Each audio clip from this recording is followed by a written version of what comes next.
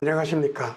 이번에는 통계학을 크게 나누었을 때 요약 통계를 보여주는 기술통계학과 가설검정과 관련된 추론통계학이 있는데, 이 중에서 추론통계학에 대해 살펴봅니다. 추론통계학이 있어서 가장 기본이 되는 것은 가설검정을 위한 확률분포의 형태입니다. 그래서 통계학이라든지 계량경제학에서는 다양한 형태의 확률분포를 사용을 하게 됩니다.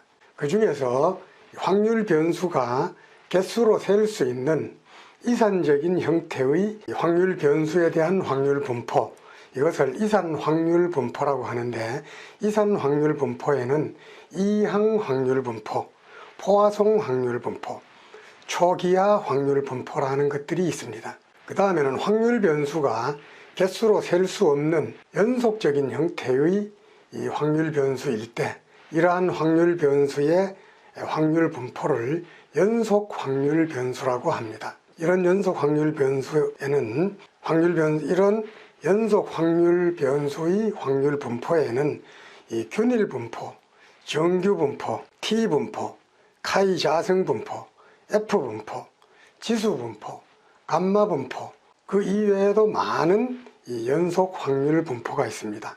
이 중에서 특히 정규 분포라든지 T 분포, 카이 자성 분포, F 분포, 이 네 가지 이 확률 분포는 앞으로 여러분들이 계량경제학을 배우면서 가설검정과 관련해서 자주 쓰게 되는 확률 분포입니다.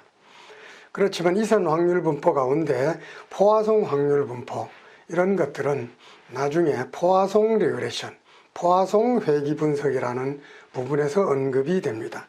그 다음에 균일 분포라고 하는 것은 이 가상적인 데이터를 만들어서 가설 검증을 할 경우 몬테칼로 익스페리먼트라는 이런 테크닉을 구사할 때 인위적인 데이터를 생성하기 위해서 많이 만들고 있습니다. 그 이외에 감마 분포라든지 이런 것들은 나중에 패널 분석에서 활용이 되게 됩니다. 그러면은 통계학이라든지 계량경제학의 가설 검정에서 자주 사용되는 확률 분포에 대해서 몇 가지를 살펴봅니다. 우선 이항 확률 분포입니다. 이항 확률 분포는 N회 시행하는 이항 실험 가운데 X회 성공할 확률을 보여주는 확률 분포입니다. 주사위를 던졌을 때 1이 나올 횟수의 확률은 얼마일까? 1이 두 번, 세 번 나올 확률이 얼마일까? 이런 것들을 계산하는 바로 확률 분포, 이것들이 바로 이항 확률 분포가 됩니다. 그 다음에 포화송 분포는 특정의 시간 또는 공간에 있어서 어떤 사건이 X회 발생할 확률 분포를 나타냅니다. 이처럼 포화송 확률 분포는 특정한 시간, 특정한 공간 가운데 일정한 구간에서 어떤 사건이 일어날 확률을 보여줍니다. 하나 예를 들면 고속도로의 특정 구간에서 한 달 동안 일어날 교통사고의 확률이 얼마일까? 이런 것들을 보여주는 확률 분포가 바로 포화송 확률 분포입니다. 그 다음에는 연속 확률 분포에 대해서 살펴봅니다. 그 중에 제일 중요한 것이 바로 정규 분포입니다. 정규 분포는 연속적이고 대칭적이고 또 종 모양의 확률 밀도 함수를 가지게 됩니다. 여러분들이 많이 익숙한 표현인 바로 이와 같은 확률 밀도 함수를 가지는 분포가 바로 정규 분포가 되겠습니다. 바로 임의의 X값에 대해서 정규 분포를 하게 될 때는 그 평균이 어디에 위치하느냐, 분산의 크기가 어떠냐, 여기에 따라서 정규 분포의 형태가 정해지게 됩니다. 하지만 정규 분포의 특수한 형태로서 단위의 영향을 받지 않는 이러한 해당 변수를 표준화시켰을 때, 표준화를 시키게 되면은 어떠한 정규 분포도 평균이 0이고 분산이 1인 정규 분포의 형태로 변환이 됩니다. 이러한 분포를 바로 표준 정규 분포라고 합니다. 표준 정규 분포의 형태는 조금 전에 보았던 정규 분포의 확률 밀도 함수보다 단순화된 이러한 형태가 되겠습니다.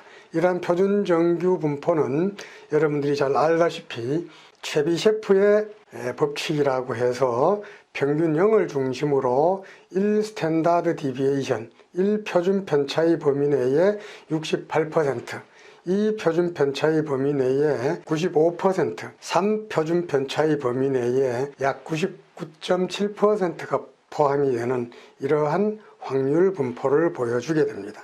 또 우리 통계학의 가장 근간이 된다고 할 수 있는 바로 표준 정규 분포하고 관련해서 중요한 하나의 정리가 있습니다. 이것은 중심 극한 정리, 센트럴 리미트 스티어럼이라고 해서 통계학에서 가장 오래된 개념이고 표본 평균의 분포에 대한 하나의 정리라고 볼 수가 있습니다.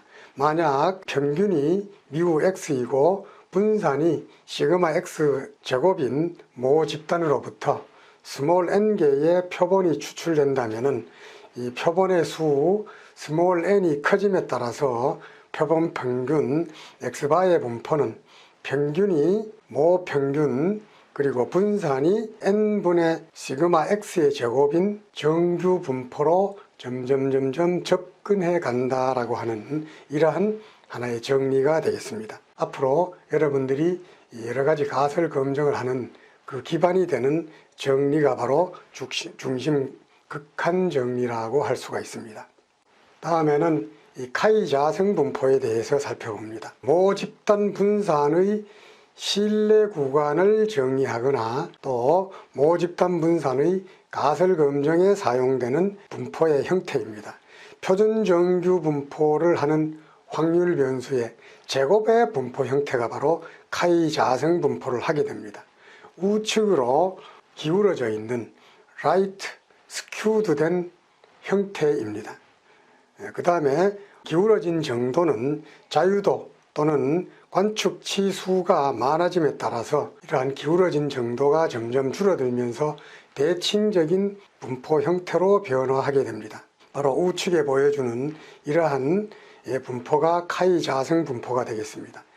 표본의 수가 늘어남에 따라서 점차 외도가 감소하는 것을 확인을 할 수가 있습니다. 이러한 카이 자성 분포의 확률 밀도 함수를 유도하는 과정을 한번 보도록 합니다.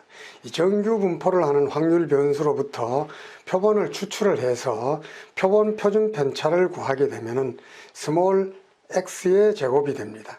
양변에 n-1을 곱해주고 모 집단 분산으로 양변을 나누어 주게 되면 시그마 x의 제곱분의 xi-x바의 편차의 제곱을 전체 표본에 대해서 합쳐준 이런 하나의 확률 변수가 유도가 됩니다. 이러한 확률 변수가 바로 카이 자성, 자유도가 n-1인 카이 자성 분포를 한다는 이러한 얘기가 되겠습니다. 만약에 자유도가 K1, K2인 두 개의 카이 자성 확률 변수가 있다고 할 때 이 두 확률 변수의 합을 구한다면 이것은 자유도가 K1 플러스 K2인 카이 자성 분포를 하게 됩니다. 이번에는 우리가 가장 많이 활용하게 되는 T 분포에 대해서 설명을 합니다.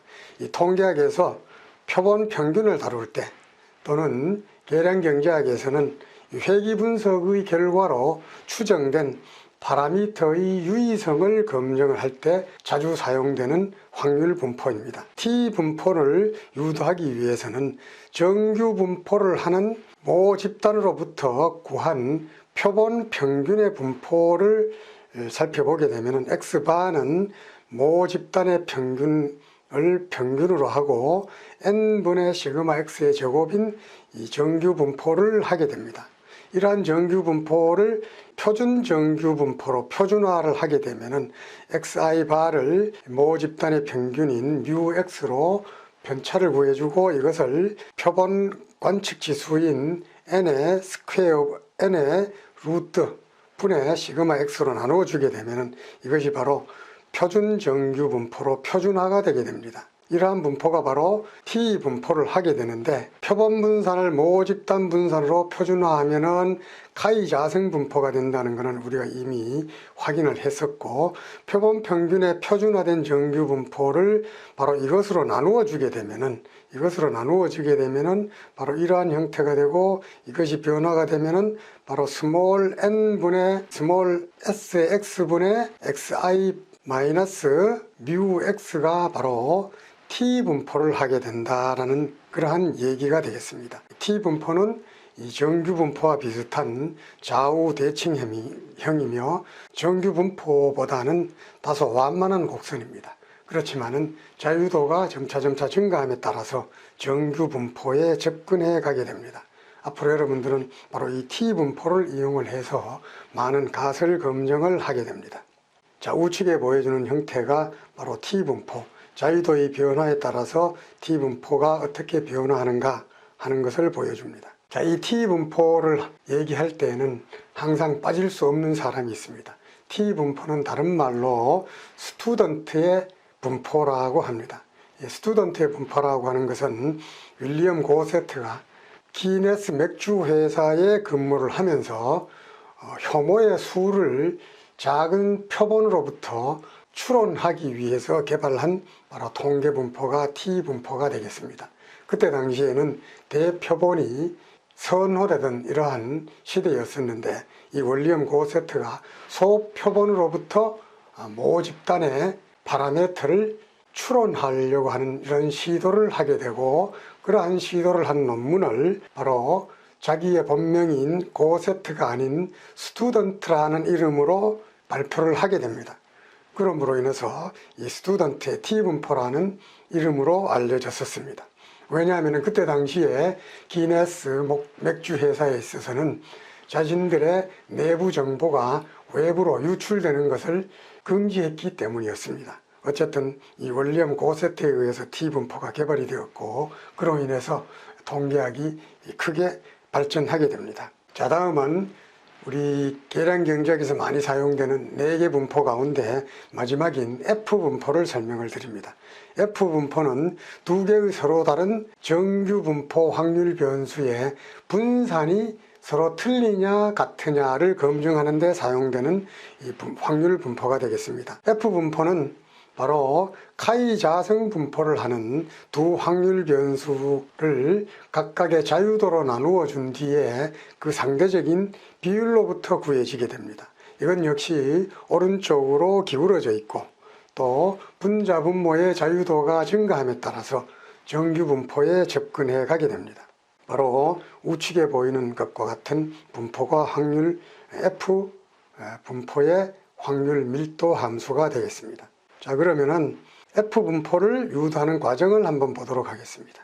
자, 만약 X변수와 Y변수가 각각 정규분포를 하는 확률 변수라면은 두 변수의 자기 자신에 대한 평균의 편차의 자성합을 구하게 되면은 그것은 바로 다음과 같은 카이 자성분포를 하게 됩니다.